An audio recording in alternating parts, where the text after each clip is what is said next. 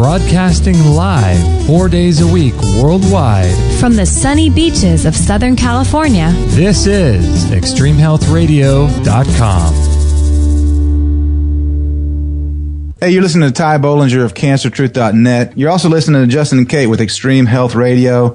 These guys are great. Enjoy listening to them. I always do.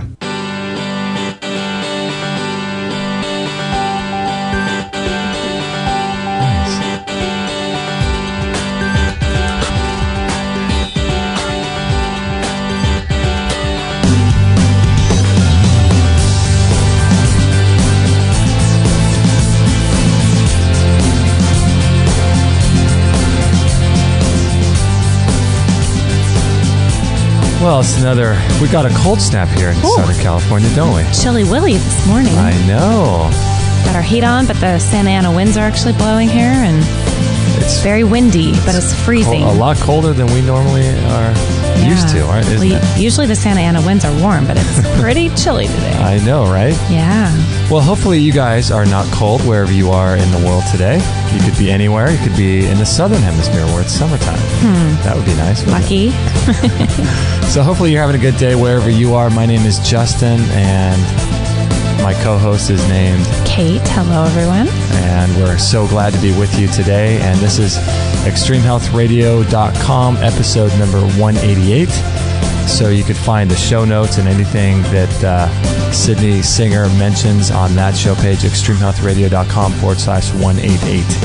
And if you'd like to follow our shows and follow what we're doing on Facebook and keep up to date with everything we have going on, with past show archives and everything, upcoming shows, you can go to ExtremeHealthRadio.com/Facebook. And you'd be able to click the like button on there and join our community that way. Love to have you on board. And for reference, today is my birthday. It is. In case you needed to know that. But it's December 9th, 2013. And this is going to be a fun show with Sydney Singer. Yep. This is going to be part 2 of our sleep episode. I can't wait to talk about this and break it down a little bit. Learning how to sleep better. Yes. And that's what it's all about. So that'll be a fun show. We'll introduce him in just a moment. If you'd like to support our work, you can purchase products on Amazon and go through our link if you're interested in doing that. We'll make a small commission. That will help keep the light on here, keep the bills paid, and all that. You can go to ExtremeHealthRadio.com/Amazon, and that will redirect you. You can bookmark that page and purchase anything you'd like, health-related or not, and we'll get a small commission for that. So thank you for doing that, everyone. A lot of people have been doing that lately. We're so grateful. So that's a great way to support our work and make sure the shows stay free for everybody.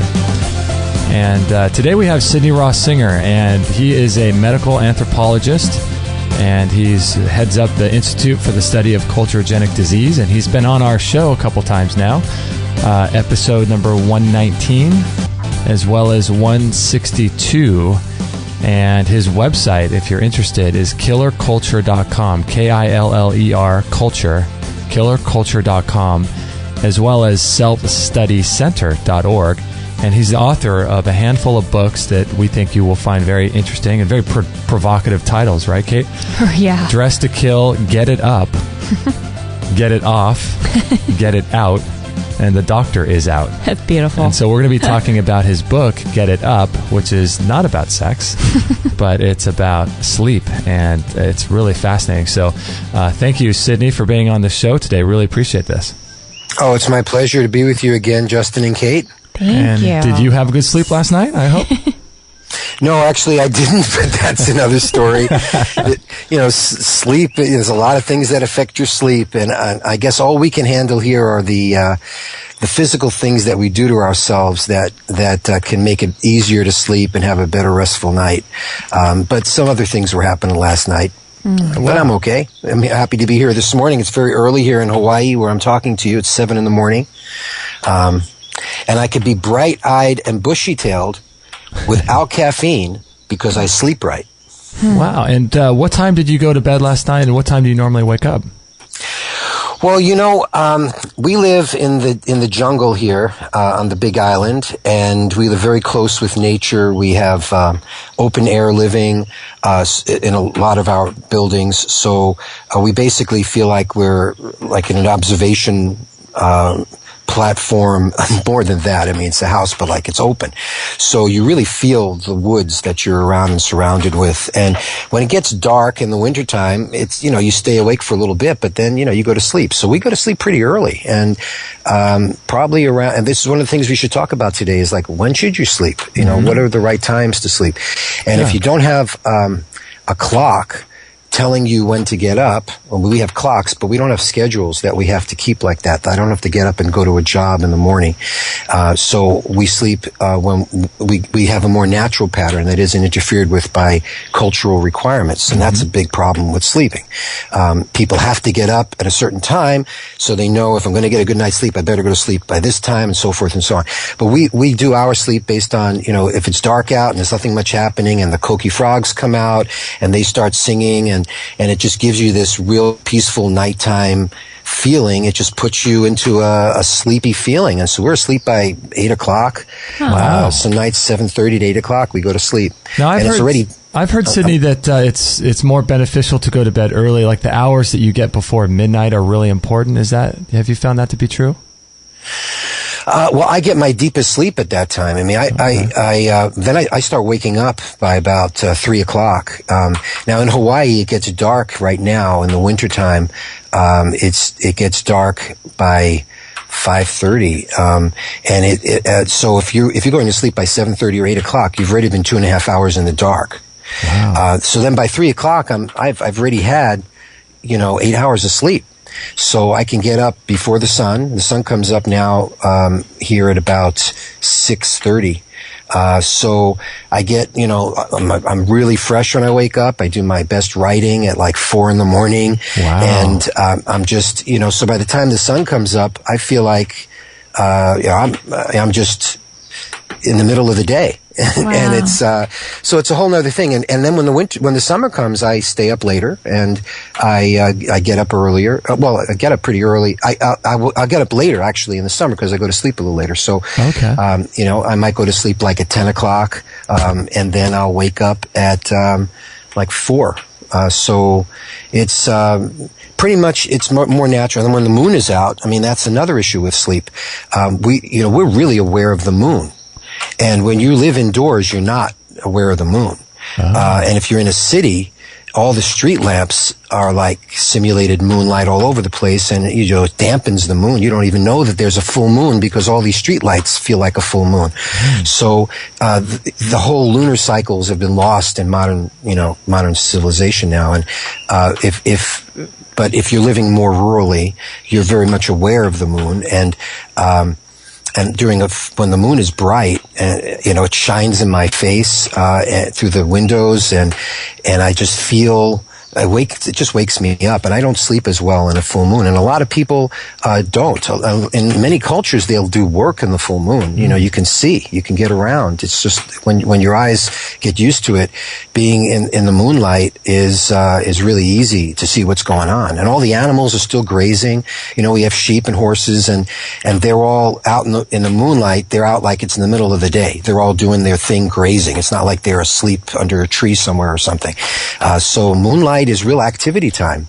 But we in our culture can't afford that if you have to get up at 8 o'clock, at 6 o'clock or 5:30, I don't know, to get on the freeway and drive to work. So, you got to get to work at a certain time. You have to go to sleep at a certain time, whether you like it or not. So then they resort to sleeping pills or whatever else they need to artificially induce, somnolence, which is not the same if you're taking drugs. So, you don't get the same brain waves and the same restfulness and so forth. So, do you think it's good, Sydney, to be going to sleep and get a pattern going and going to sleep at the same time every night? Do you think that's something that's good for the body? I think people, yeah. But I think you also have to be sensitive to times when, if you're really tired, just go to sleep. You have to listen to your body, and there are times you might want to stay awake. But, there's so many things that interfere with that, like caffeine is so powerful. I do not do any caffeine in my diet at all. In fact, my whole family Soma likes a little bit of caffeine because it feels good for her to have a little. But when I get any caffeine whatsoever, decaf is like espresso for other people. For me, I still feel it in decaf because it's not uncaffeinated. It's decaffeinated to about 5 or 10% of what it originally was. Even if it's 1%, there's still caffeine there.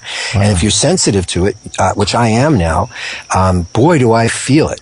And so I'm not happy with caffeine, and that'll keep people awake easily if you're sensitive to it. And people don't realize it could actually take you, this is really an important thing to understand about the half-life of chemicals in your system. Mm-hmm. You know, our bodies, when we take in caffeine or drugs or everything, it has to metabolize away these chemicals. And it does it, you know, with enzymes that are usually in the liver. And the amount of time it takes, every chemical, there are different enzymes that deal with different types of chemicals. And these processes that break down, these enzymatic processes that break down these chemicals, take a certain period of time. And it's different for different people. And for the same person, it could be different at different stages of your life and at different stages of health. So these enzymes, you know, they're like little machines that break down these chemicals, and you have a certain number of these machines, and you make more of them. They're protein. They're made by our DNA, and sometimes people have a lot of these machines. Some have fewer, and sometimes they're busy breaking down something else, so they get like saturated, and new stuff comes in that they normally could work on, but it backs up. The load backs up because the factory gets overworked. So that's what an enzyme is. It's like a machine that clips things and makes things happen. So what happens is the amount of time it takes for a substance to be broken down is called its half-life. And they will study this in many systems, try to come up with an average half-life for an average person. But that changes for people. And something like caffeine, some people can get rid of in 2 hours is the half-life. And that means the amount of caffeine in your system will be cut in half in 2 hours. And then in another 2 hours, that amount would be cut in half. So by 4 hours, you'd have a quarter of the amount you originally took. And then in another 2 hours, you'd have an eighth of the amount, and in another 2, a 16th, and so on. Well, that's if it's a 2 hour half-life. In some people, the half-life for caffeine could be 2 days. Mm-hmm. Wow. And yes, it can be up to 2 days. And that means you had a cup of coffee today. You're feeling it for 2 days until half of that it's in your system still. So what happens is you can go imagine you do the math, and depending on your sensitivity, you know, you could be like 3 weeks from that cup of coffee and you finally start getting it out of your system enough you don't feel it anymore. Sidney, why do you think some people why do you think some people can drink a cup of coffee and, you know, within a couple hours they can go to sleep? Do they just have a lot of enzymes to be able to deal with that, do you think? Yeah, they must be dealing with the caffeine well, and it just doesn't affect them. You know, people, you know, there's a lot of chemicals that are involved in all sorts of processes that the caffeine affects, and some people just have tolerance for things, and they for alcohol too. You know, some people can tolerate that, and they have to take a tremendous amount of alcohol to feel its effects, which is not good because that creates worse alcoholics. People who feel the effects of things usually do less dosage and stay away from them because it doesn't feel good. Right. So the tolerance actually creates more of an addiction, abuse of things because you don't feel it. And, you know, until you get to the point where your body is, you know, feeling is actually a good thing. Sensitivity is there so that when bad things are happening, you feel it and you could stop. If you're not sensitive, you overdo it. And if you're hypersensitive, you underdo it and you avoid so many things and you're can freak out and you have to be in a padded room all your life. So you have a balance of sensitivity. But sometimes we get chemical exposures, you know, toxins in our world that our bodies are working to get rid of. And some of these things are hard to get rid of. And it saturates our enzyme systems. So like our factories are focusing on getting rid of one pollutant, and then you dump all this other stuff in there and it gets overloaded and backed up. And some things, you know, take a drug like Valium, which they prescribe for a whole bunch of things. I was thinking about in the 70s when, you know, popping pills, the Valium, you know, the Rolling Stones song, you know, Mother's Little Helper. I mean, it's all about Valium. And you know what the half-life of Valium is? Oh, I don't even want to know. It's a week. What? Valium and its metabolite are biologically active with a half-life up to a week in people. So you give someone some Valium and, man, they'll be feeling it for months. They won't even know who they are anymore by the time they get off of that stuff. So you imagine popping that every time you're upset. I mean, that's why we created so many addictions and problems. So you need to know about the half-life of things when you take drugs, and consider the fact that just because it says that half-life doesn't mean your body is going to have it. So I learned the hard way from just experience with caffeine and chocolate. I can't even have chocolate anymore. It wires me. It immediately gives me cramps. It's like the caffeine effect of vasoconstriction is like wow in me on a little bit of caffeine. And like you said before, it's a good thing to have these sensitivities, because Kate and I talk all the time about how, now that we have changed our diet and we're on a much cleaner eating path, we feel things like we never used to. And we always joke about, we used to be able to go out and eat hamburgers and hot dogs Sundays and feel like we can just burn right through everything. But if we did that today, right, we'd be dead. We'd be on the floor for the rest of the night. So it's a gift. You're saying it's a healthy thing to be able to feel these things, and we can't commit the same kind of crime against our body, right? Yeah, but yes, totally. And the interesting thing is, because we are so adaptable as creatures, I mean, the human body is really adaptable, and we end up overcoming that negative feeling as our enzyme systems pick up. You see, your the genetic code for all of these enzymes in your body is manipulable by environmental factors, as you know, the epigenetic issues. And these factors have a role by stimulating the production of more enzymes when you need it. And there's a lag time.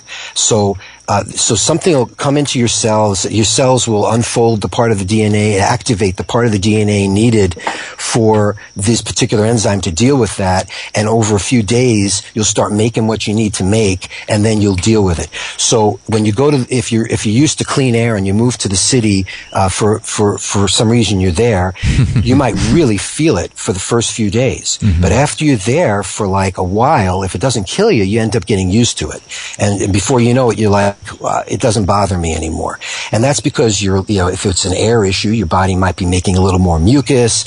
You might be, you've built up the enzyme system to deal with the particular poisons you've been exposed to now, and you cope with it. And then once you get out of that environment, it takes you a while to clean out, and you actually sometimes get this, you'll get sick once you stop with the stressor. It's the same thing psychologically. You ever notice that when you have a problem in your life, you're dealing with something, not a problem, you're like traveling and you can't get sick. You just can't afford to get sick. Right. So you don't get sick. And then as soon as you get home and you can lower your stress level and your defenses, then it hits you. And it's like, wow. Yeah, exactly. And you get sick. And that's because your body wants to get that out. It stores it while you have to. Like you're in enemy territory, and to get through it, you got to be tough, and all the bad stuff you put aside and you just trudge through it, and you just ignore the bad stuff as long as you can. And then once you can finally deal with it, you just do a dump, and you feel it when you dump it. And then after that, your body is healthier, but it's gone through this cleansing, and then you get back to that other environment, and you feel like you feel it again, but your body now may have sensitivities, because these things are like allergens, right? I mean, an allergen is anything could be an irritant. Anything is an allergen that's not your own body; it's foreign, and your body is going to want to react to that if it's noxious. And if you've been exposed to something that was a noxious chemical that really bothered you, every time you get exposed to it after the big exposure, once you've like cleaned it out of your system, and then you're exposed to it again, that's when allergies happen. It's not the first exposure, it's the subsequent ones, because your body is like, I don't want to deal with this again. Right? Wow. You know that about allergy, right? I mean, the first time you're exposed to poison ivy or poison oak, you don't get any reaction. It's the subsequent times. Your body has to first experience it to then say, okay, we got to deal with this thing the next time we get it, which is also what vaccination is supposed to be doing, theoretically. I mean, it's supposed to stimulate reaction to something that if you see it, you're ready for it. So I didn't mean to throw in the vaccine because it's a big controversial issue, but that's how vaccines are supposed to work too. And it's the same philosophy. Interesting. So Sydney, how much sleep? Actually, we have to take a break here. Back to sleep. Actually, yeah, we have to take a break here in about a minute. But I want to ask you some questions after the break. Actually, we'll just take a break now so that we can get it out of the way. We have lots of questions. And last time we talked on the show, episode number 162, we talked a lot about the the mechanics of sleep and sleep positioning and things like that. And in today's show, I've got lots of other questions about topics like, how much sleep do we need, how difficult it is to get to sleep, and all these kinds of things. So we'll talk with Sidney Ross Singer about all these questions that I have for him on sleep after the break. And don't forget to check out his website. It is killerculture.com, KILLER culture, killerculture.com. And we'll be right back with Sidney after this break. Kate and I have had our sauna for about a year now, I'd say, when we first got it from Phil Wilson. And it's an incredible machine. We use ours about every single day. Kate sits in about 20 minutes, and I sit in there about for a half hour. Usually watch a documentary, and it's extremely relaxing. It's really, really an incredible machine. And if you go to extremehealthradio.com/sauna, you can learn all about it. We did an entire hour interview with Phil Wilson. You can check that out. You can look at the pictures of us with it. You can watch videos on that page. It helps you to sleep really, really well. You can lose a lot of weight with it. You can burn, I think, around 600 calories in about 20 minutes or so. It improves your skin, increases circulation all over the body, and circulation is critical for your health.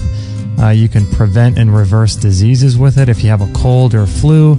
It's incredible. It heats you down to the core. It heats 4 to 6 inches inside your body, so it's really incredible. And a lot of people use it for cancer as well. So if you have any kind of incurable, quote, disease, you can use it for that.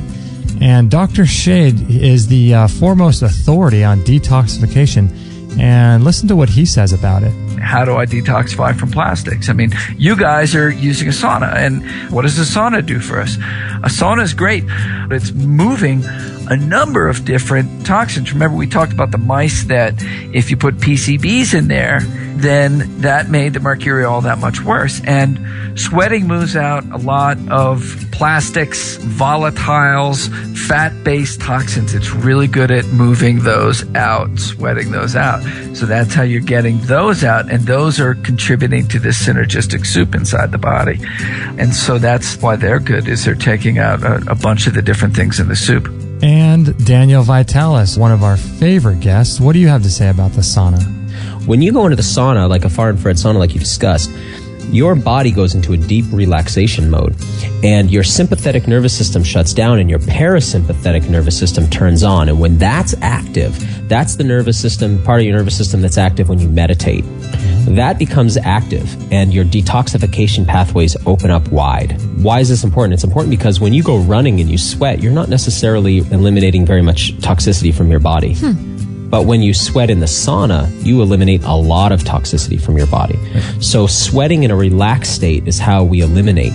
The other thing is that what's wonderful about the sauna is that it puts you in a parasympathetic nervous system response, like as if you were meditating. So it's almost a hack. It's like a trick to get yourself into a meditative, relaxed state, to decompress stress, to reverse the effects of stress, and to get your body eliminating deep, deep toxicity that's stored in your body fat because it can come out in the oils of your skin. So I think, sauna is one of the most crucial detoxification, really health practices that we could take on, especially in this era of heavy toxicity, particularly fat-soluble toxins. This sauna is really, really great. They offer payment plans because if you buy it through PayPal, it's 100% secure. You don't even need a PayPal account. I think you could do a payment plan through PayPal. It's got low EMF electromagnetic fields coming off of it. It's portable, so that means you don't have to knock down a wall in your house. You can just move it from room to room. It sets up in about 2 to 5 minutes. It's super easy to clean. All you got to do is wipe it down when you're done and wipe the neck down. And it produces energy and heat inside very, very evenly throughout the whole machine. All you have to do is sit in there for about 15 minutes a day. And the great thing I like about it too is it requires zero preheating. So you turn it on and you're starting to get warm and you're starting to detoxify with that far infrared light almost immediately. So it's really great. It comes with a 1-year warranty. It's about $990 plus $25 shipping. And that's really, really a good deal because if you look at most of the regular saunas out there, they are in the $2,000 to $4,000 range. So this is really, really a good deal. So check it out, extremehealthradio.com/sauna. 100% 100% listener supported. Extreme Health Radio. Opening minds and transforming lives worldwide. Don't forget to join our thriving community for health tips, inspiration, and show updates at extremehealthradio.com/Facebook.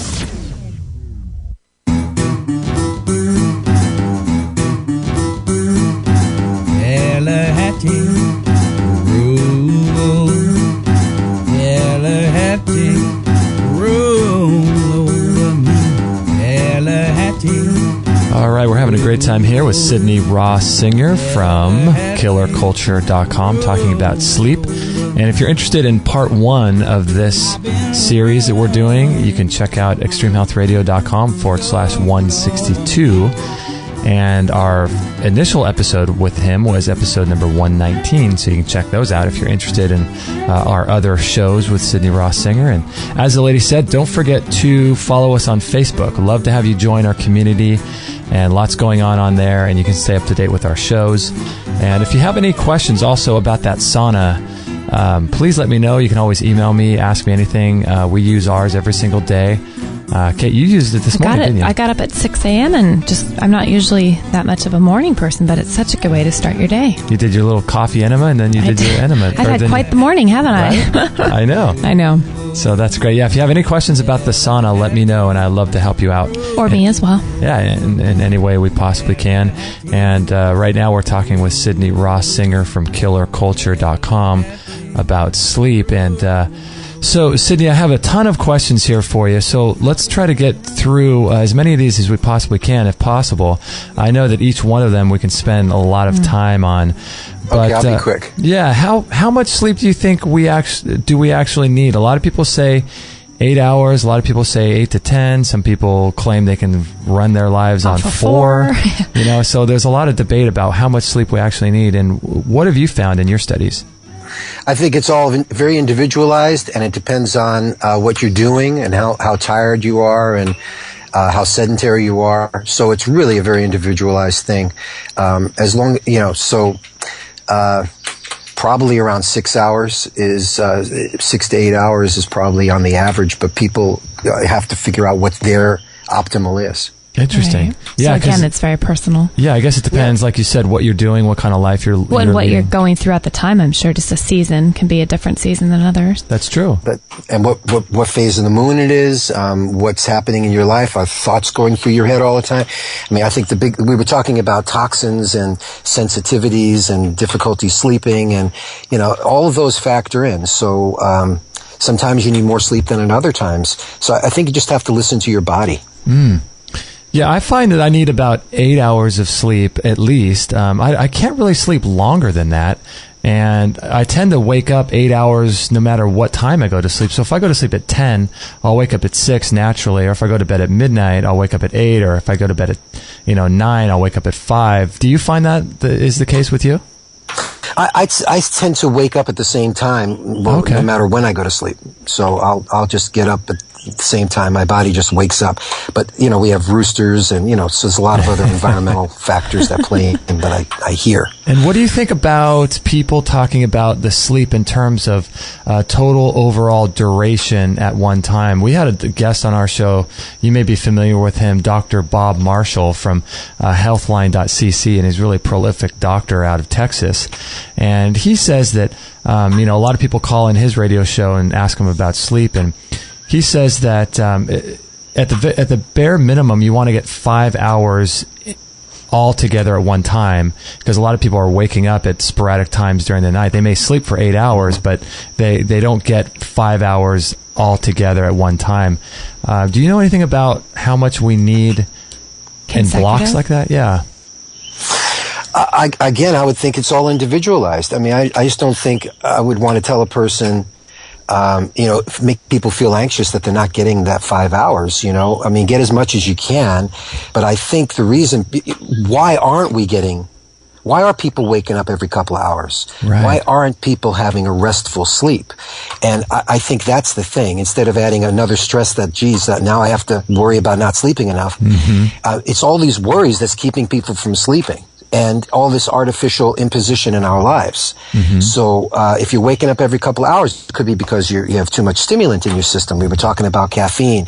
There are other stimulants. It could be you're just too anxious about life, and ideas come right into your head when you get up in the middle of the night, or whatever. You have to get up because you have to urinate frequently in the middle of the night, or you might have, if you eat late at night before going to sleep, that could affect your your sleeping if you have indigestion, and indigestion can create anxiety feelings in your sleep, and you wake up anxious and bloated and gassy and uncomfortable and that kind of thing. And the other pains in your body that you have is going to keep you from sleeping well. Pain, chronic pains.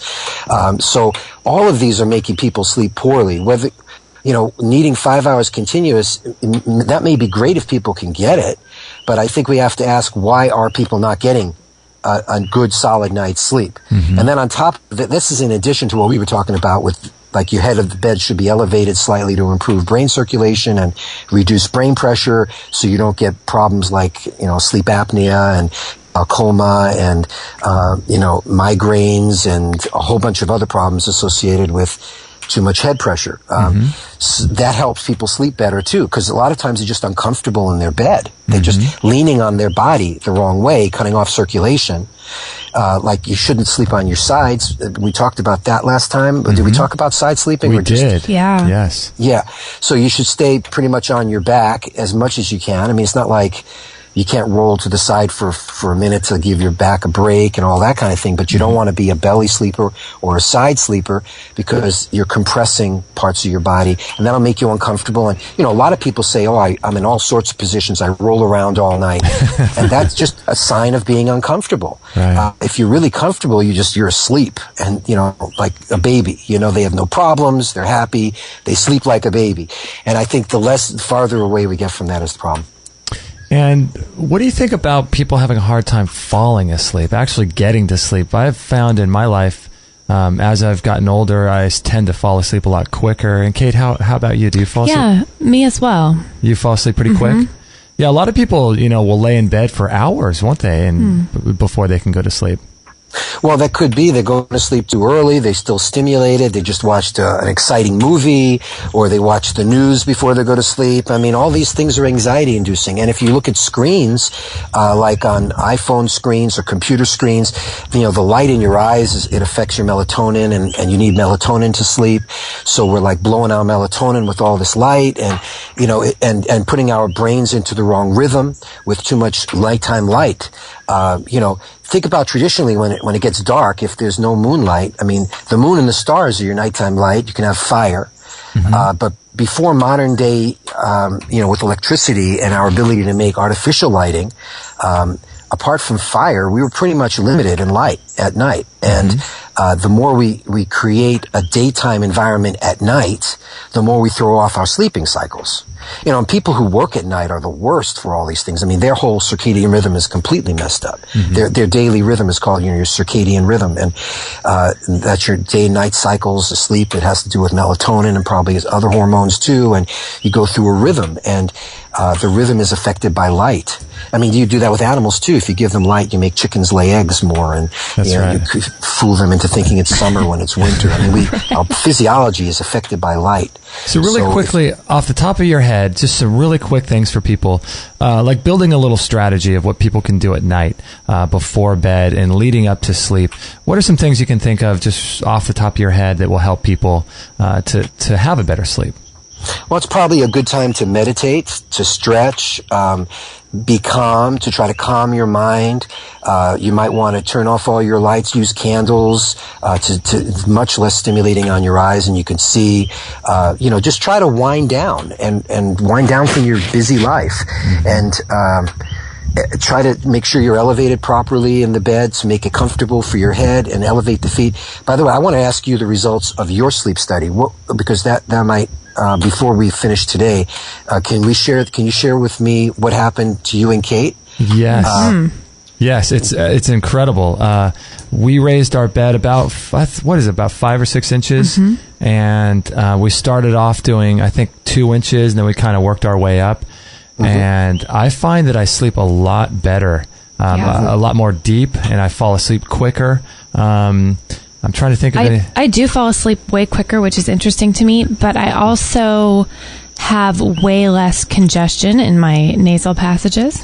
Oh, wow. Which actually keeps me asleep longer, because when I used to have just such a flat bed in the morning, I'd wake up and you feel this sort of like, head rush, kind of everything goes right to your nose. And now it's just not so much of a difference between, getting out of the bed and standing up as it used to be. That's been my one really big change personally. Yeah, it's kind of awkward to raise your bed that high, but it feels a little funny at first. It feels a little funny, and it took us a while to get used to it. But what do you do for the foot of your bed? You just make it a full incline, so your feet are down? It's raised. We have these little wooden blocks that we put under the head of the bed, and the bed just is slightly slanted. Right. Yeah. So what do you do for your feet? Do you put pillows under them, or are they down? Oh, they're down. Yeah, we don't do anything for that. Okay, now, I've been doing this for years, so that's how we've been sleeping. But over time, that could possibly congest your feet for the same reasons as your head being too low congests the head. Oh, and what my wife and I just bought adjustable beds for ourselves. Over these years, we've been trying to do it without having to, spend a lot of money, because we wanted to come up with a solution that everybody can do. Mm-hmm. And adjustable beds are, they can be expensive. But like for example, a single, for a king size bed, we had to get 2 singles extra long. And here in Hawaii, with our prices and this store, it cost us like $3,400 for that. Mm-hmm. Oh, okay. And it's foam mattresses. So, which had to off-gas a little bit, but after about a week, you couldn't really smell them anymore.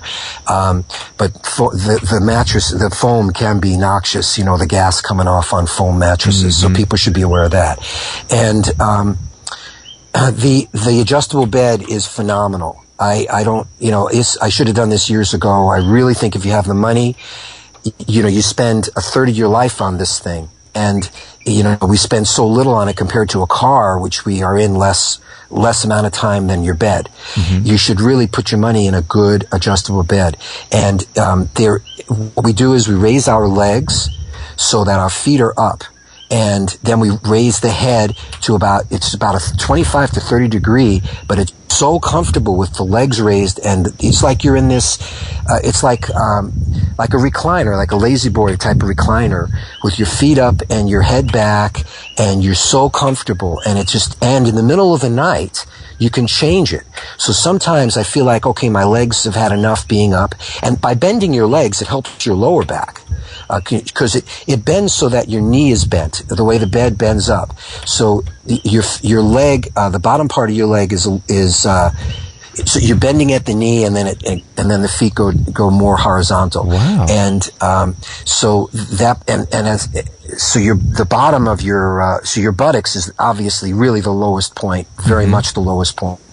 And in the middle of the night, you might want to stretch out more, so you can just press the button and lower your legs a little bit. And you might want a little more head pressure, so you lower that. Or you might want a little less, and you raise it. And it's really nice to adjust it, and it's nice that your spouse can adjust theirs, because they have their own particular needs too. So you don't have to both be at the same elevation all the time. Wow. And it's phenomenal. It really, I had a bad back the night I went to sleep at that, and in the middle of the night, I moved, I felt a crack, because it wasn't as stressed out. Lying flat really stresses your lower back, your lumbar area, because that's curved up. And when you're lying flat, because the way your buttocks is curved, and there's an arch in your lower back, and that gets a lot of stress just lying flat. And that's why people are so uncomfortable. Putting the bed in your knee really helps your lower back. It flattens it out, and it allows it from being curved, and it makes it much more comfortable on the bed. So bending the knee, putting a pillow under your knee and a pillow under your foot. If you don't get an adjustable bed, try that on your bed the way you have it now. So your head is still elevated, but your feet will get more elevated, and you'll bend at the knee, and it'll really help your lower back, and see if you feel a difference. But your feet, otherwise, over time, some people have foot circulation issues, and they get edema in the ankles and so forth. And for those type of people, I didn't want them to try these one slant beds, because their feet don't get a chance to decongest. They need to have them up. as much as possible if you have bad leg circulation. And people with diabetes have these problems too. That's why they get ulcers in their ankles and that area. So, if you have swollen ankles at the end of the day, you need, because people are standing, they're wearing tight shoes, right? So it's the same thing, right? With the bra, congestion, lymphatics, with the socks and the shoes. So the skin gets very congested with edema. And at the end of the day, you need to raise your legs to let them drain. So you don't really want to always have them dependent. So you're young, so you don't feel it. But as you get older, for older people, they may want to definitely have the feet up. Definitely get it. If you're over 50, buy an adjustable bed. That's really good to know, because somebody like me, even though I'm not old, I am on my feet all day long. As a hairdresser, I'm standing, and when I get home, man, is my body just needing that. So that's a great suggestion about the pillows. I wouldn't have thought of that, actually. That's good. Yeah, and when you're Justin, when you're on your back, I assume you guys are sleeping on your backs in this position to make it comfortable, right? Yes. When it's good to open your legs a little bit, and like when your knees, bend them and open so your feet are almost touching and your knees are out, and that's really good for your pelvis and the prostate. I think, people they get prostate problems by side sleeping because, your prostate is right there between your legs. And as you squish your legs together, leaning, closing your crotch, you're compressing all of those organs. So it's really good to leave them open. And you also don't want to sleep on your belly because that bends the penis. And that's something, a lot of men, have their penises are bent to one side or the other. And, it's because they're leaning on them when in bed for hours. Isn't that interesting? There's so many different things that you need to worry about, or not worry about, but be aware of. Right. Yeah. So we're with Sidney Ross Singer, and his website is killerculture.com. If you're interested in his books, I highly suggest you check out his books. I don't know how you can not be interested. Yeah, this is really fascinating information. So we'll be right back. We'll get into some more sleep issues after the break with Sidney Ross Singer, and we'll be right back. A few years ago, when I was working for this company, it was a really small company, and I had been wanting a Vitamix blender for years and years and years, but they're so expensive, and I just hadn't saved the money at that time to get one. And so as a Christmas bonus, they knew that I loved the Vitamix, so they got me a Vitamix, the 5000 blender. And that thing is so incredible. It was right at the beginning of my raw food journey, and I was using it about 3 times a day, really. Today, I still use it about twice a day to make blended smoothies and things like that. But the Vitamix blender is really, really great. And if you go to extremehealthradio.com/Vitamix, that will redirect you over to there, and then you'll be able to purchase that, and we'll get a commission for your order. And you'll also get free shipping, too. So that'll be great for you if you're interested in saving about $25 on the shipping. And with the Vitamix, you can make sauces and dips and bread. You could make ice cream with it. I've done a lot of ice cream. You can just make the most incredible things. And it's my favorite because it's got a tamper on it. And you can put ice and frozen berries and avocado and some honey and things like that, and with no water at all, and you have that tamper, and you can make the most amazing ice creams with it. So the Vitamix is my favorite blender of choice, and if you're in the market to buy one, I would greatly encourage you to do so if you have the money for it. And if you do it through us, through extremehealthradio.com/Vitamix, I'll get a little commission for it, and you'll get free shipping. So it works out for you and for us too. So if you're in the market, please do it through us. That'd be really cool. And you're going to love this thing when you get it. You're going to fall in love with it. You'll never go back to a regular blender again. So check that out, extremehealthradio.com/Vitamix, and I hope you enjoy it. All free shows, all the time on Extreme Health Radio.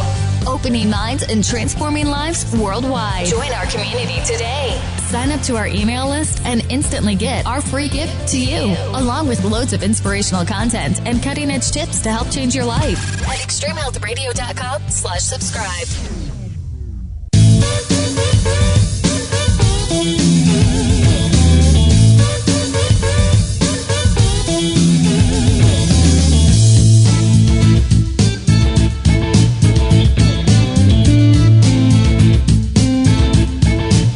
And if you'd like to get the Vitamix blender through our link, you'll get free shipping. So it's just something to consider for the Christmas and the holiday seasons if you're interested. And that would help to support our work as well. So if you're interested in the Vitamix, or if you have any questions, just let me know. Love to answer any questions about that machine. it's so worth it. It is just so worth that. That machine is incredible, isn't it? It is amazing. We make everything in that. So, if you're interested in buying it through us, you'll get free shipping. And as the lady said, don't forget to sign up to our newsletter list. We'd love to have you join. We've got thousands of subscribers on there, and you get an incredible free ebook that sells for $20 on Amazon called Lessons from the Miracle Doctors that we're giving away for free. And you can get access to that immediately if you sign up, and you'll stay up to date with our shows as well. So we'd love to have you join the community on our newsletter list. And so Sydney Ross Singer from killerculture.com, and I had a couple questions, Sid, about the adjustable bed, because you mentioned one thing that I thought about, which was the off-gassing. And then I'm not sure if it has metal coils, because I've also heard that any time you have metal near or around your bed, that's going to attract electromagnetic field frequencies to it. And so a lot of people these days are sleeping on things that don't have any metal, or they're not conductors of frequencies like that. How does the sleep adjustable bed, it's obviously working for you because you love it, right? Whoops, did we lose Sydney? Is he here? The bed that I have, I do like because of the positioning, and the foam mattress has no, I don't believe it has any metal coils in it. I believe it's just foam. Oh, wow. Yeah, so because it has to bend, and I don't think I think a foam mattress is easier on an adjustable bed with the bending that the bed does. Otherwise, the legs of the bed are metal. The bottom frame part is metal, and there's a little bit of a little motor that just pushes the different parts of the bed up or down. But otherwise, I'm not worried. I don't think I have to worry about electromagnetics on that one. It's if you're on a coil bed, that might be a different story. I see. Yeah, but off-gassing is probably a thing that people need to think about. And if, in addition to the off-gassing of any foam product, you also have to think about the smells of all the things on your sheets and on your pillowcase and on any clothes. Hopefully you're sleeping naked too. I mean, that's another issue. How should you sleep?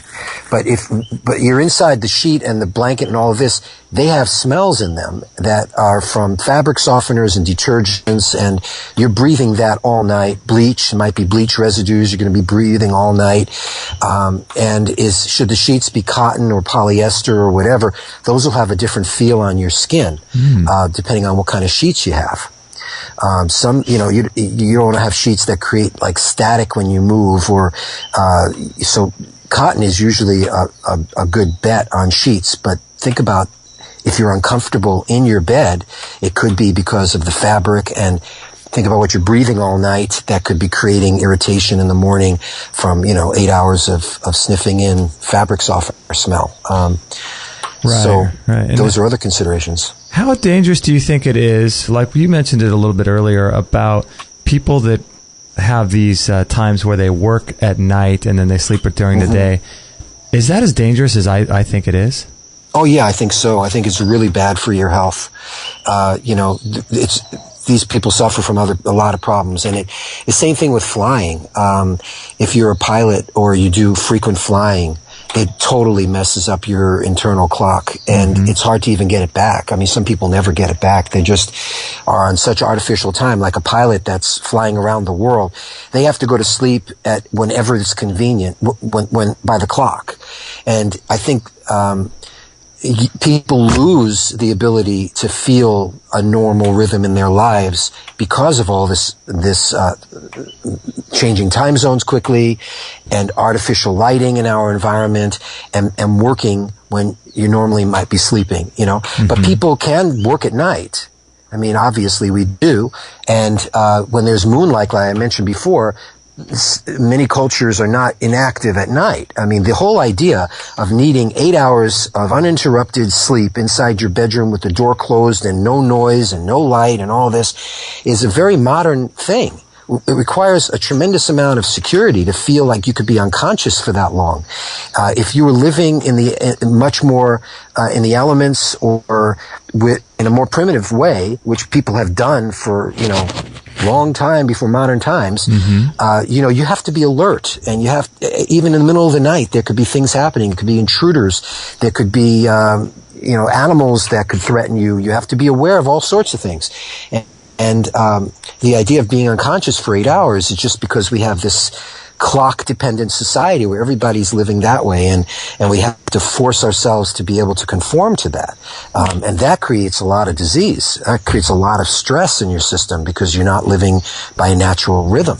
It's funny because I watch my dog, and we have a little 10-pound wiener dog, and she is so funny because I'm sure she sleeps all night, but I'm sure she's up at different times of the night, but she'll sleep all at little pockets during the day. She'll, like right now, she's on the couch and she'll be sleeping for 20 minutes and then she'll get up and want to play. I wonder if that's something that we should be, if that's, have you ever heard of the polyphasic sleep where people sleep on little segments like that?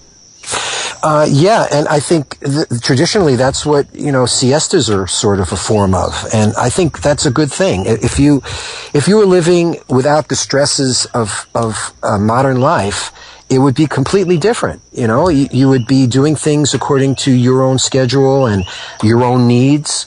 And sometimes you might not be able to sleep for quite a while. If you have an emergency, a natural disaster and things like this, wars, threats. I mean, there's a lot of things that keep you awake. And, so you sleep when you can, you get the best you can, and you do the best that you can. Nothing is like totally optimal for people, and especially in modern society. So I don't know if people should be looking for, you're going to have to change your life drastically to get that peaceful, great night's sleep. And I don't think drugs are the answer, because I don't think they give the right kind of sleep, that knock you out. And I think, changing your lifestyle might be the answer. I mean, if people are real insomniacs and are not happy, a lot of it could very well be a psychological issue. I mean, sleep is people sometimes, ironically, the more stressed your life is, the more sleep you really need and the less sleep you can get. So, yeah, it's interesting because with the polyphasic sleep, I think you sleep for about 20 minutes at a time, and you kind of do this around the clock. So you're kind of, but then if people are doing that, it seems like they're not really getting that deep REM that people talk about. Do you think that's important?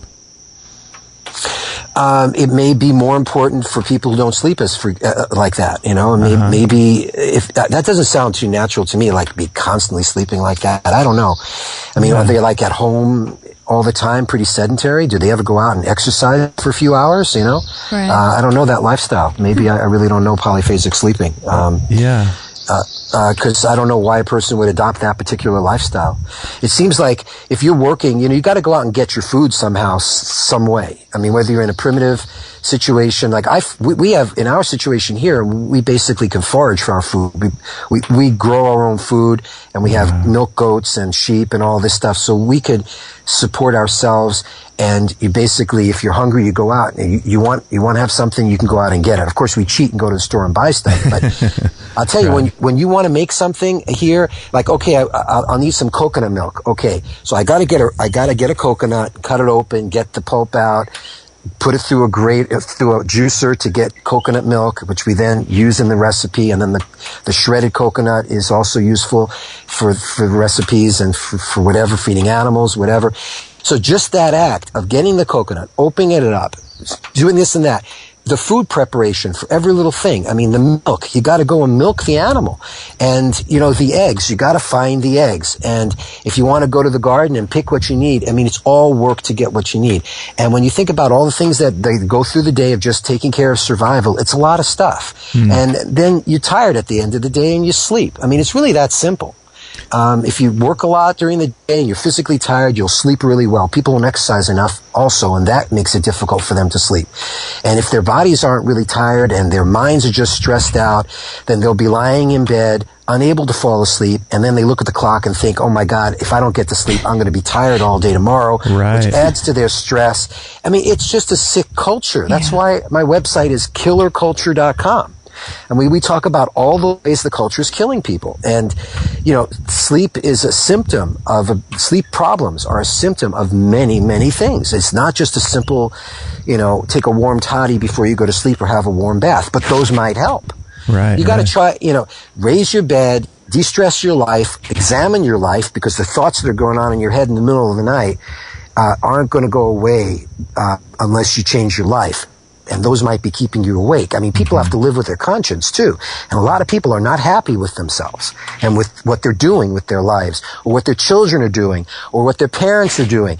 And it keeps them awake. And those are sleep issues. They really are. I mean, so in a way, sleep represents, you know, to sleep, a good night's sleep is a sign that you're healthy and happy. I love and it. if you're not having a good night's sleep, you better look at your life and take it a step at a time to try to eliminate the things that are messing you up. And you know if it's psychological, because if you're honest with yourself, you'll know it. And if it's physiological, like you're feeling stressed out, you can't sleep, it could be drugs you're taking, it could be a side effect of prescription medications, it could be the caffeine, it could be the chocolate, the soft drinks that you didn't know had caffeine in it, it could be all sorts of, you know, look at your diet. And try to eliminate those things. Try to meditate, calm your mind down and all of that. And then raise your bed, and that'll help your brain not get too pressurized, and it'll help you be fresher in the morning. And, you know, so that's just part of the puzzle. But the other part for sleep, good sleep, I mean, that's like saying, how do you be healthy? I mean, there's a lot that goes into it. Yeah, it's really about building an entire life around the very things that are important to us. And I know we're kind of rounding out the show, and we're kind of coming to an end here. But one last question I had for you. Do you find that you have dreams? Do you dream a lot? Oh, yeah. Sometimes more than others.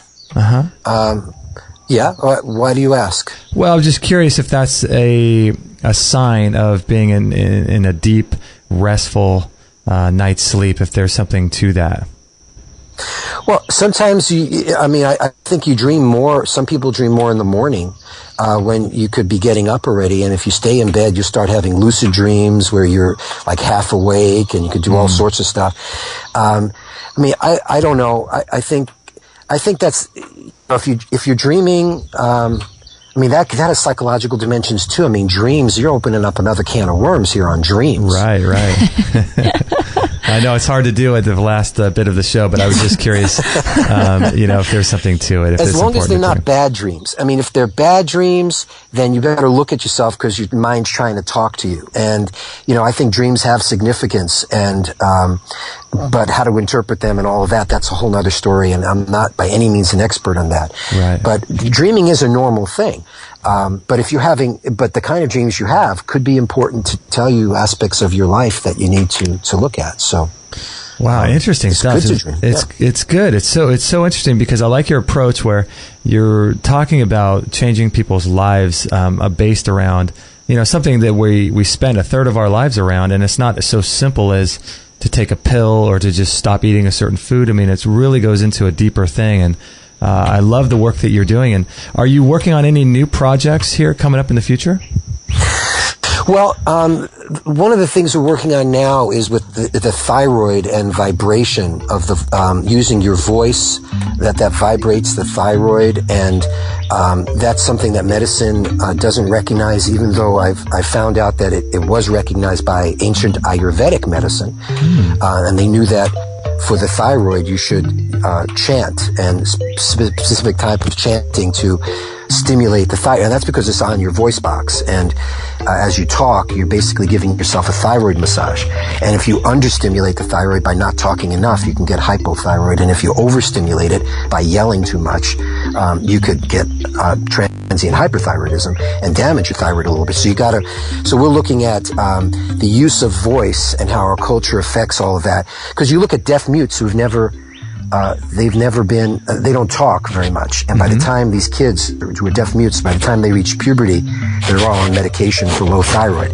And people who overuse their thyroids, like people who scream a lot, they'll end up getting, thyroid disease, hyperactive thyroid, because they're just blowing their there were actually occupational injuries by too loud a noise. People who work in factories, that there's big banging, that actually can cause thyroid damage, because your thyroid has like a gel substance in it that holds thyroxine, and it has a resonant frequency with vibrations, and it vibrates with it. So that's why nature put it on your voice box. But medical science only thinks about the hormones involved with the brain, auto-regulation of the feedback loop with the brain. So we're looking at this mechanical issue and trying to get people with high and low thyroid to contact us and try self-studies of changing the way they vocalize and either speak more or less, sing, chant, give your voice a break. Even massaging your throat, massaging your thyroid, you can release thyroxine. So we're looking into that kind of thing right now, as well as our other ongoing self-studies on.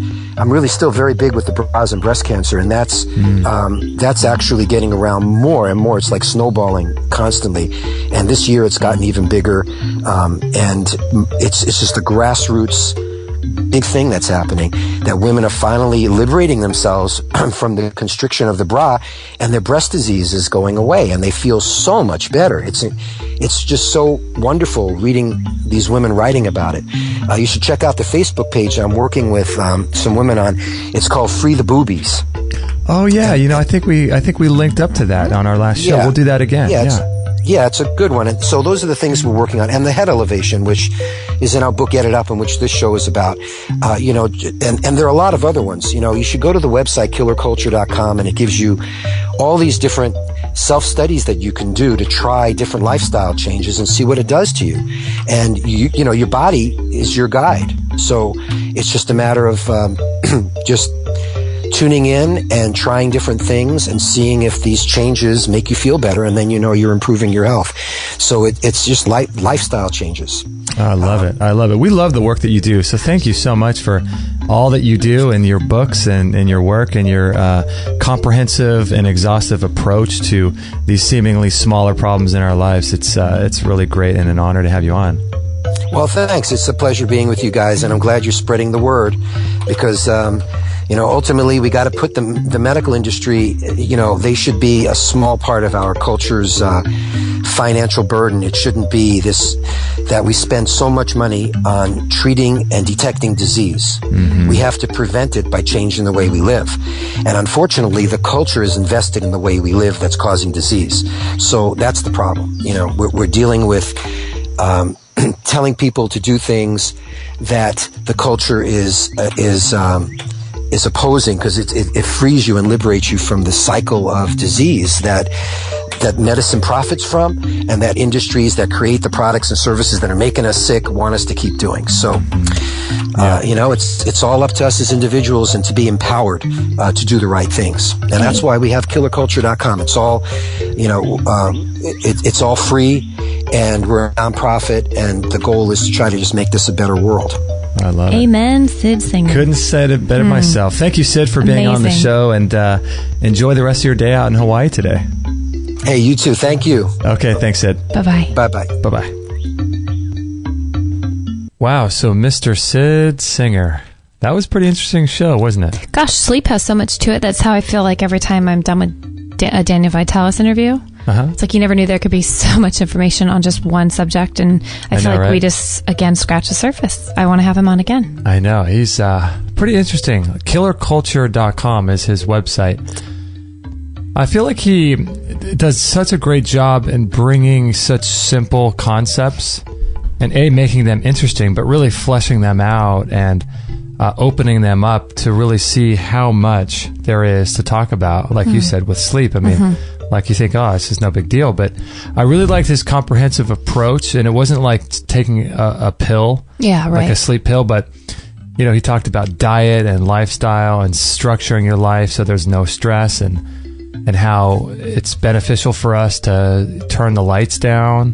Properly preparing your body for something that you take a third of your life to do seems to make sense. Right. Yeah, dimming the light. I mean, not only getting ready and preparing to go to sleep by calming down, by doing all these things, but also then preparing your actual body in the bed in a position that makes sense to get the most, not only the most benefit out of your sleep position in the way that you're going to get the most, I guess, benefit from the sleep, but also to not crush certain organs and things like he was talking about, and not to cause deformities of our bodies. It's like a twofold, very strange concept to me. I know. And once again, we're not taught anything about sleep in school, and it's a third of our entire life, but we don't learn anything about sleep. I mean, it's so funny. You're right. It's such an important part of our life. We can't not sleep. Right. Yet we don't even probably go through 12 years of schooling and don't even learn one thing about how to get a good sleep. I mean, it's just so strange, but I really like, I think of what he was talking about, and even our whole life as, those EKG waves of your heart that go up and down, and they peak and then they go down. I feel like that's the way our days should go. Like where we have our biggest meal at the peak of the day, which is right in the center of the day, like 12 or 1. And we might want to consider doing our most strenuous exercise. And as the day continues to progress, we slowly wind down and do less and less things. And, Well, I agree with that, because I think that the times that I get the worst sleep are when I go, and I get to the high point, and then all of a sudden you try to go to sleep. I used to have no winding down period. Yeah. I really feel like, personally, the thing that has helped us the most, besides the more recent elevation of our bed, which is helping my sinuses and things like that, like I mentioned. I mean, I really am getting a better sleep. Yeah. But I feel like the candlelight is hands down the thing that has calmed me down the most. That's huge, isn't it? Yeah, I mean, we have all those LED candles that go on, and they're on a timer, so they go on when the sun goes down, and they stay on, and by the time we go to bed, they just kind of turn themselves off. But I mean, room to room, there's some in our bathroom, there's some in our bedroom, there's some in the living room, and there's your office is usually just, our studio is, basically candle lit. Yeah, we have a salt lamp in here, and then we have another candle that we put on. And so I feel like it's very abrasive to go into a lighted room. Like if I didn't set something out right in the bedroom, I need to turn the light on. It's like, it takes away from everything I just tried to do in order to lead myself to the better sleep. Yeah, for me too, the same thing is going on with those, wear the blue light glasses, and I'll wear those. And, along with the flux, thing. And so the flux capacitor? The flux, 1.21 gigawatts power. No, but I wear those at night, and it really does help. It blocks out the blue light. And right. I just think it's really important. I wish we had talked a little bit more about dreams. Yeah, that's a fascinating subject to me. Yeah, if you get a good sleep, you're going to dream, but I don't remember my dreams at all. Sometimes you do. You've talked about a few of them. Yeah, you know what? The other day, last night, I had a dream. I told you we were in line buying ice cream. I don't know why that. And why that stuck with you? I know why. It's because we've been obsessed with that new ice cream, the Coconut Bliss. That's true. I feel like what's really helped me though too is doing the sauna at night. Because that's a very really winds me down. Yeah, it's very relaxing to do that. And I try to do my rebounding during the day now. Yeah, and that wakes me up. I've been trying to do that first thing in the morning on an empty stomach. And that, you jump up and down, and that really helps to wake up. And and then the biomat just lays us all out like we're out. And within 15 minutes of usually being on that, if I don't get up at that moment, I'm toast. Like, you're done. You've woken up like 2 hours later on that thing. And I'll do it, and I'll think, it's 10 o'clock, I'm going to go to bed. I'll lay on the biomat for 20 minutes, and I wake up an hour and a half later. It's almost wild. midnight. Then it's a bummer, though, because you have to restart your sleeping process. You have to get up, then you have to brush your teeth, and then get into bed, and then you're awake. But I don't know. It seems to change. Even if you have to fall asleep like that and then wake up, and you're usually pretty tired, that you can go right back. But yeah. It's funny because I asked him about the polyphasic sleep, and that's an interesting concept. A lot of people are doing that, and I first learned about that. Yeah, I'd never heard of that before. From a guy named Steve Pavlina, and you may want to look into him.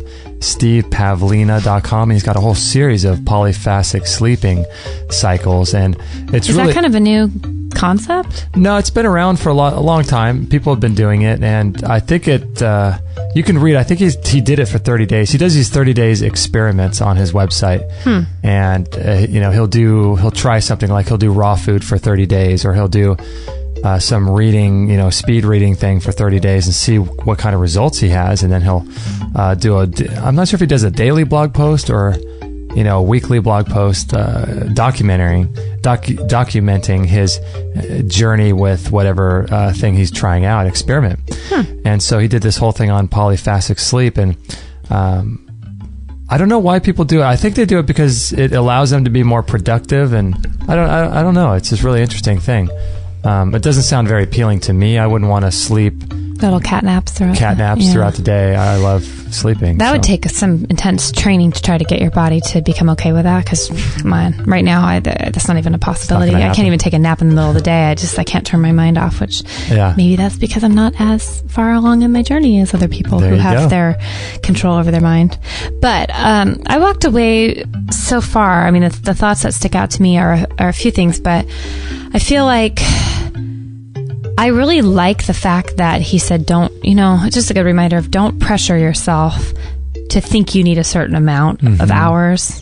I like that. That stresses me out. I mean, that alone makes me not sleep. You know how we got ready to go on that trip last week, and just knowing anytime that I know I have to wake up at a certain hour and I have to get to bed at a certain hour, that just ruins it. And then I'm just ruined for 2 days. And that's just a story we've told ourselves, isn't it? Right. That we can let go if we want. And all we have is now. We don't have to believe it. Right.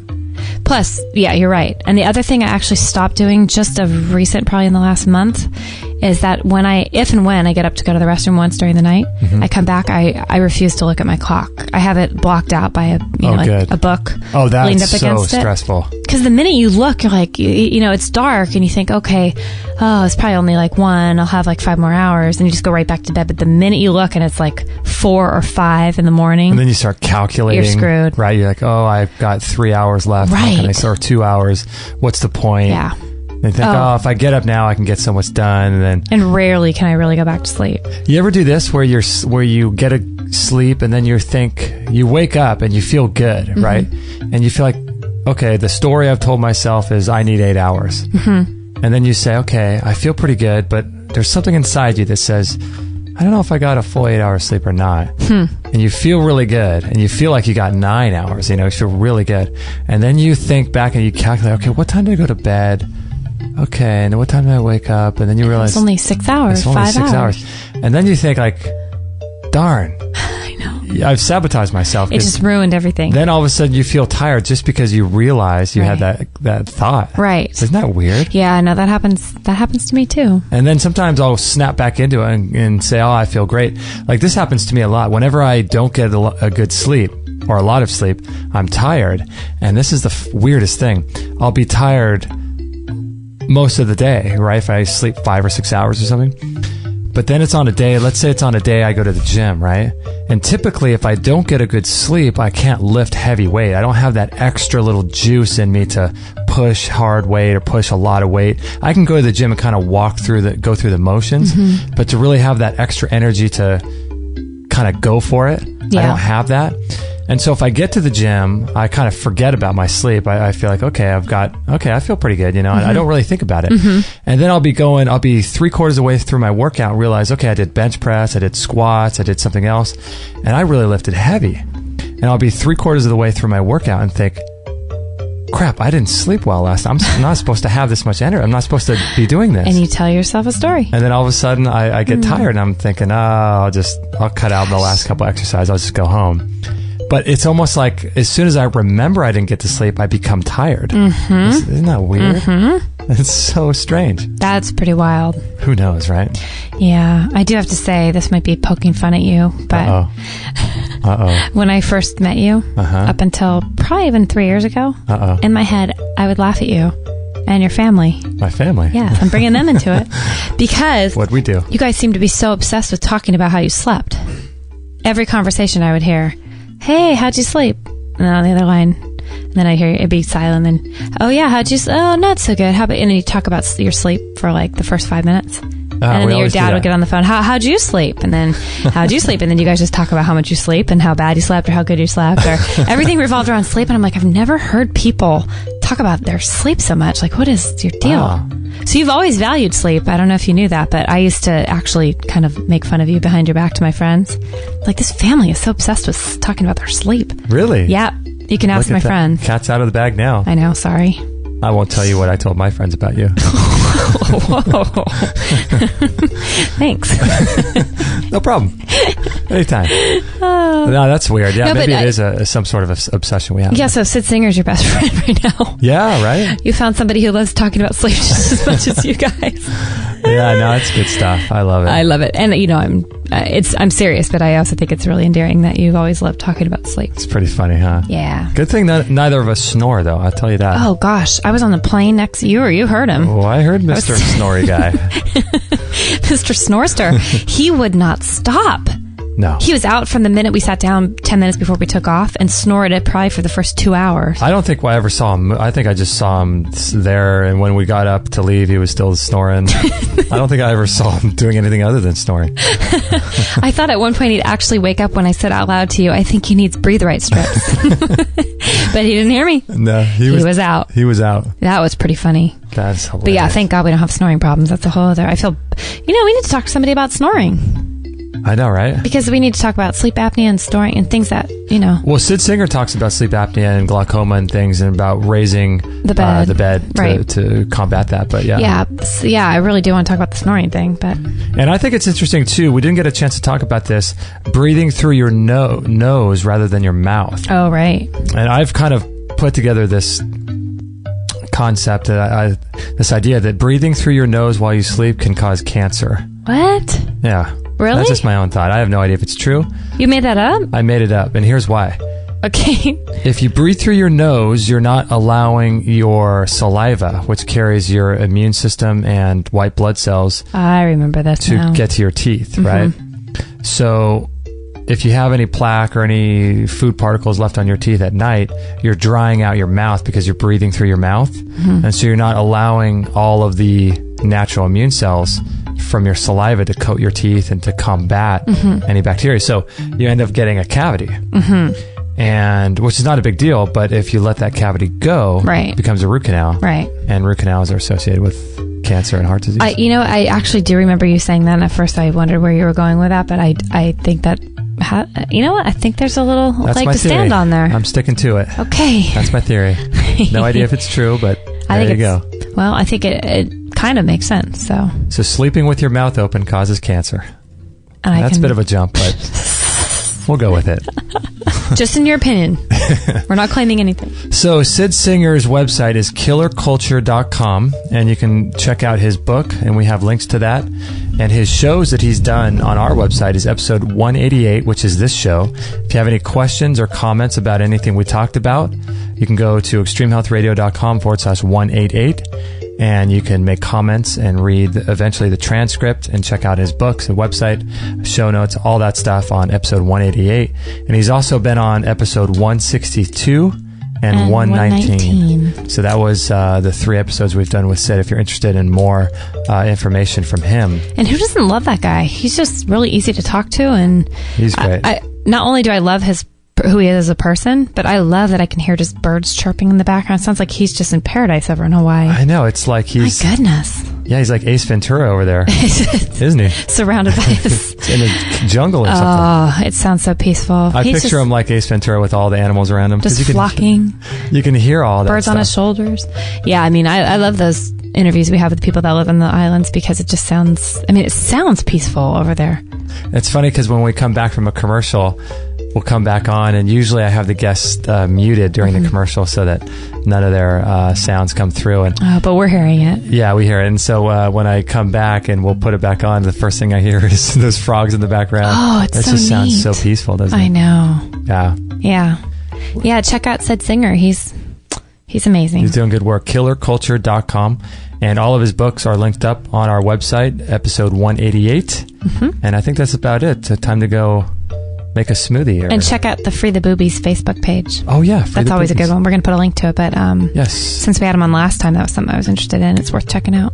So thanks everybody for joining us on this episode. If there's ever anything we can do for you, please let us know. Don't forget to follow us on Facebook, extremehealthradio.com/Facebook. Click the like button.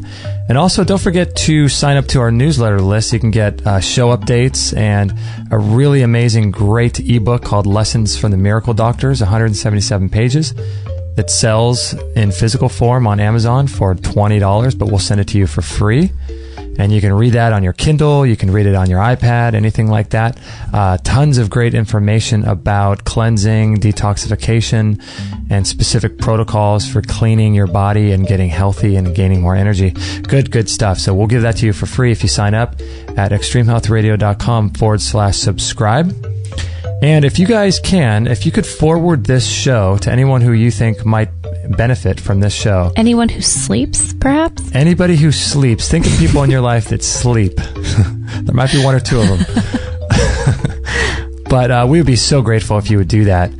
You could share it via Facebook, or there's links on this show page at the very top of all of our posts. There's social media links, Twitter and Facebook, and you can share it that way. I really like that. Yeah. If you or anyone you know who sleeps. Spends time sleeping. I love that. Oh, sorry. Yeah, so they might be interested. If you could forward this link on to them any way possible, we'd be so grateful, because all of our shows are free. We don't charge anything. We just take donations and sell products in our store, and so that's kind of how we support everything here. So if you could do that, we'd be so grateful. And that's all we ask of you, if you could do it. And have a great sleep tonight. Yeah, have a great sleep tonight. I know I am. We plan on it every night. And then we could talk about it all day long with your family. We could talk about it with my family tomorrow. Oh, man. All right, guys. Thanks so much for listening, and we'll catch you on the next episode. Thank you for listening to this episode. It's time to go for now, but our mission does not end with this show. Justin and Kate will be back with another interview packed full of ideas, discoveries, and unique ways to regain your health. Head on over to extremehealthradio.com/subscribe and instantly download our free gift too that contains cutting-edge strategies to start making healthy lifestyle changes today. No material on this blog is intended to suggest that you should not seek professional medical care. Always work with qualified medical professionals, even as you educate yourself in the field of live food nutrition and alternative medicine. I'm not a doctor, nor am I offering readers or listeners medical advice of any kind. None of the information offered here should be interpreted as a diagnosis of any disease, nor an attempt to treat or prevent any disease or condition. While information in this blog and during this podcast is discussed in the context of numerous conditions, it can be dangerous to take action based on any of the information on this podcast or in this blog, or to start any health program without first consulting